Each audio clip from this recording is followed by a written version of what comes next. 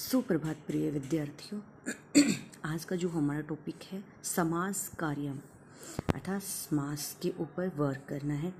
जब दो या दो से अधिक शब्दों को मिलाकर एक शब्द बनाया जाता है तो उसे समास कहते हैं।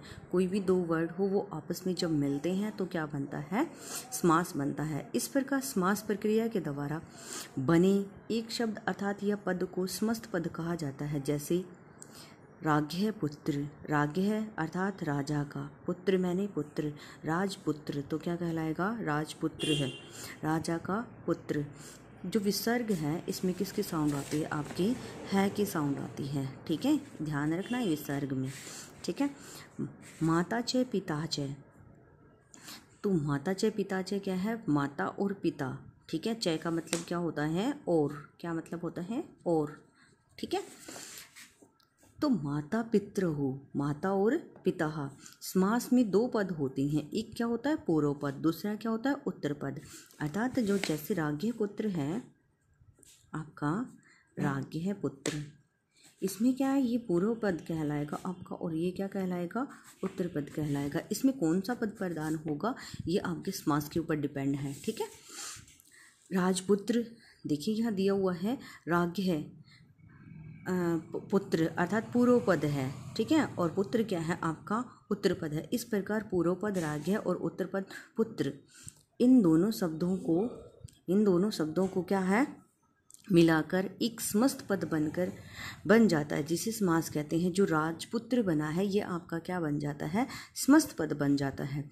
समास होने पर परस्पर मिलने वाले शब्दों की विभक्तियों का लोप हो जाता है। जैसे राजा का पुत्र था यहाँ, ठीक है, तो हिंदी में क्या होता है, विभक्ति होती है, लेकिन यहाँ क्या है, जो का, के, की ये होती है, इस विभक्ति का क्या हो जाता है, लोप हो जाता है। ठीक है, जैसे राजपुत्र में दोनों शब्दों की विभक्तियों का लोप हो जाने पर राजपुत्र समस्त पद बन गया है। ठीक है, विग्रह, जब समस्त पद को अलग अलग करके उसमें पुनः विभक्तियाँ, पुनः का मतलब होता है दोबारा, विभक्तियाँ लगा दी जाती हैं तो उसे विग्रह कहते हैं। यहाँ समस्त पद में क्या है, विभक्ति का लोप हो जाता है और यहाँ क्या है, दोबारा से विभक्ति लगा दी जाती है। समस्त पद देखिए, राज है पुत्र, विग्रह क्या होता है, राज्ञ है पुत्र। उपनगरम, उपनगरम होता है, उप मैंने समीप, नगरम मैंने नगर की, तो नगरस्य है समीपम। ठीक है, समास के भेद संस्कृत और हिंदी में ज़्यादा डिफरेंस नहीं है, मिलते जुलते ही हैं। मुख्य समास के चार भेद होते हैं। अव्ययभाव समास, इसमें कौन सा पद प्रदान होता है, पूर्व पद प्रदान होता है। तत्पुरुष समास, इसमें उत्तर पद प्रदान होता है, अर्थात ये क्या है आपका, जो पहले वाला है ये आपका पूर्व पद होगा और जो पीछे वाला है वो आपका क्या होगा, उत्तर पद होगा। द्वंद्व समास, इसमें दोनों पद प्रदान होते हैं। इसके है ना तीन होते हैं, एक तो इतरेतर, एक समाहार, एक से समास है। जब करवाऊंगी तब बताऊंगी आपको क्या है, इतरेतर कौन सा है, समाहार कौन सा है और एक शेष कौन सा है। बहुव्रीहि समास, इसमें अन्य पद प्रदान होता है। ठीक है, सबसे पहले हम करते हैं अव्ययीभाव समास।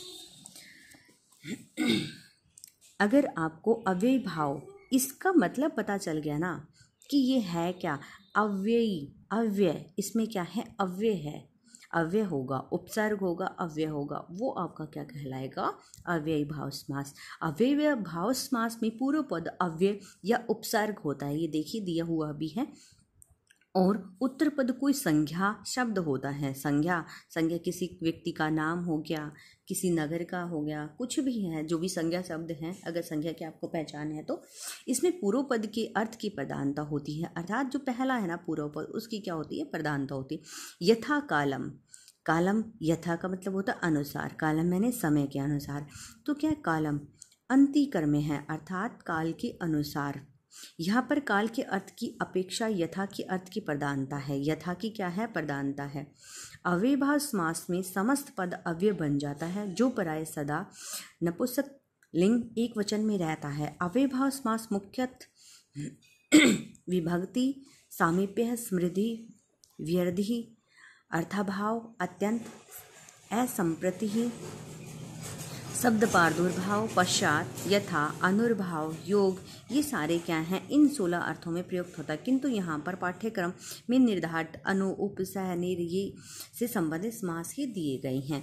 ये जो 16 है ना, ये जो वर्ड दिए हुए हैं, इन्हीं पे क्या है, अव्ययीभाव समास टिका हुआ होता है। ठीक है, अब क्या है, अनु। हम सबसे पहले हम करते हैं अनु। अनु का क्या होता है, पीछे या पश्चात। ठीक है, इसके बाद ये क्या है, अनु आपका उपसर्ग है। अगर आपने उपसर्ग किए भी हैं तो ठीक है, उपसर्ग कितने होते हैं, 22 होते हैं आपके संस्कृत में, और हिंदी में तो पता नहीं कितने होते हैं, बहुत सारे होते हैं।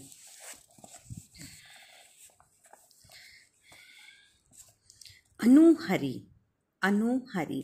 अब हरि क्या है, भगवान है, तो हरहे पश्चात, तो यहाँ क्या है, साउंड आएगी है कि। हर, इसका अर्थ क्या निकलता है, हरि के पीछे। अनुशंभु, संभव पश्चात, शंभु के पीछे। शंभु किसको कहा गया है, भगवान शिव शंकर को कहा गया ना। अनुरथम, रथ से पश्चात, रथ के पीछे पीछे सेना चलती है। अनुकृष्णम, कृष्ण है पश्चात, अर्थात कृष्ण के पीछे। ठीक है।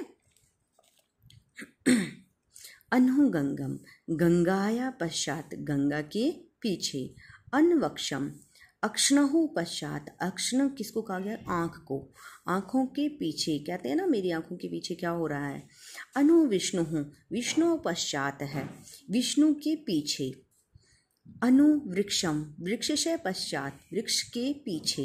ठीक है, अगर आप ये अनु शब्द आता है तो इसका मतलब क्या है, आपका विग्रह आता है तो आप क्या करेंगे, इसको पहले लेंगे और क्या बाद में क्या करेंगे, अनु का मतलब क्या होता है, पश्चात, तो पीछे क्या लिखेंगे, पश्चात, फिर आपको उसको लिख देंगे हरि के पीछे। ठीक है।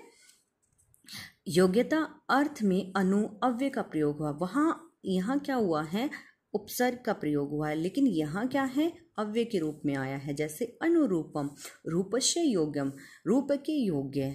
ठीक है। अनुगुणम, गुण से योग्यम, गुण के योग्य, वो क्या है, गुण के योग्य है। अनुव्रतम, वृत्त से योग्यम, वृत्त के योग्य, वह क्या है, वृत्त के योग, वर्त के योग्य है, सॉरी, वर्त के योग्य है। अनाकृति ही, आकृति ही योग्यम, आकृति के योग्य है। अनुश्री, श्रेयो योग्यम, श्री के योग्य है। अनुभावम, भाव से योग्यम, भाव के योग्य है। समीप अर्थ में उप उपसर्ग का प्रयोग होता है, जैसे समीप के लिए। ठीक है, अर्थात पास वाली वस्तु के लिए क्या है, उपसर्ग का प्रयोग होता है। आई होप आपको क्लियर दिख रहा होगा। उपनगरम, नगर से समीपम। अब देखिए, नगर के क्या है, समीप है, तो इसका अर्थ क्या निकलता है, नगर के समीप है।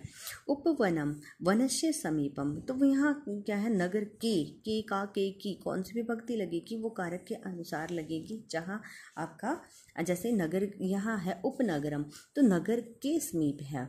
ठीक है। उपवनम, वन से समीपम, वन के समीप। काके की है, इसके अकॉर्डिंग क्या है, आपकी विभक्ति लगे, कर्ता ने कर्म को कर्ण से संप्रदान के लिए। ठीक है, अपादान में, पर ये सारी क्या है, अगर आपको कारक अच्छे से आते हैं तो आप अच्छे से कर पाओगे।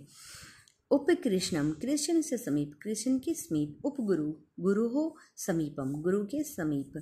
उपगंगम, गंगाया समीपम, गंगा के समीप। उपदिशम, दिशा समीपम, दिशा के समीप। उपदेवम, देव से समीपम, देव के समीप। उपगो, गो का मतलब होता है गाय, अर्थात गो समीपम, गाय के समीप। उप यमुनम, यमुनाया समीपम, यमुना के समीप। उपनदी या उपनदम, नदहा समीपम, नदी के समीप। उपकुलम, कुलम होता है किनारा, कुल से समीपम, किनारे के समीप। उपवृक्षम, वृक्ष से समीपम, वृक्ष के समीप। उपगृहम, गृह, गृह से समीपम, घर के समीप। उपग्रामम, ग्राम से समीप, गांव के समीप। ठीक है, ये अगर बस आज आपकी दो ही करवाऊंगी, एक आपका क्या है अनु और एक आपका समीप। अनु क्या है अव्यय के और उसके दोनों के उसमें आया है। ठीक है, जो अनु है वो आपका क्या है अविभाव समास में जो आया है उपसर्ग के रूप में भी प्रयोग हुआ है, और योग्यता अर्थात योग्यता के रूप में जहाँ प्रयोग होगा वहाँ अव्यय के रूप में होगा। ठीक है, तो यहाँ आज हम दो ही करेंगे। ठीक है, अगर थोड़ा करो लेकिन अच्छे से करो। ठीक है, तो ये आपने इतना ही करना है। कल आई थिंक आपका ख़त्म ही हो जाएगा जो अव्ययभाव समास है। हम एक एक करके करेंगे, जो भी जितना भी करेंगे अच्छे से करेंगे और अच्छे से ही आपको करना है। ठीक है, इसके साथ आपका हर दिन हर पल मंगलमय हो।